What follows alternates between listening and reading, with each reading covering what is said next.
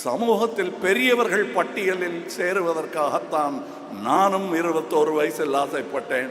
இவரும் இளமையிலேயே ஆசைப்பட்டு விட்டார். இவர் ஆச்சரியப்பட்டு இருந்தார், 20 வயசுலயே இவங்களுக்கு எல்லாம் தெரியுதுன்னு. அப்ப வந்தாதான் வரும், இல்லைன்னா வராது. அந்த தைரியமும் துணிச்சலும், கல்வியை நான் கற்றே தீருவேன், கற்றதை மற்றவர்கள் பெற்றுக்கொள்ள ஆவண செய்வேன் என்பதையெல்லாம் சொல்வதற்கு அது ஒரு நீட்சி, அது ஒரு நதி. இந்த மேடையில் பார்த்த டாக்டரை அடுத்த வருஷம் பார்க்க முடியாது. அதுக்கு நான் சொல்கிறது இந்த நீண்ட நதிங்கிறதுக்காக. ஆனால் இன்னொரு காரணம் இருக்குது. இந்த டாக்டர்கள் மாதிரி அடுத்த வருஷம் விழாவில் இவங்களால் காட்ட முடியுமாங்கிறதுல ஒரு சின்ன சந்தேகம் இருக்குது. ஏன்னா 2017க்கு பிறகு இவர்களால் இந்த முயற்சியை தொடர முடியவில்லை. இப்போ புரியுதா ஏன் நீட்டு வேண்டாங்கிறோன்னு? 17லேருந்து இந்த வாய்ப்பை 13 தான் மொத்தம் நம்பர்னே வச்சுப்போம், 20 தான் வச்சுப்போம்.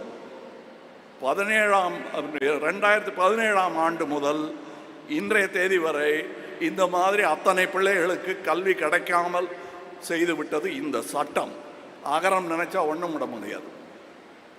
அந்த சட்டத்தை மாற்றி எழுதக்கூடிய பலத்தை தருவது கல்விதான்.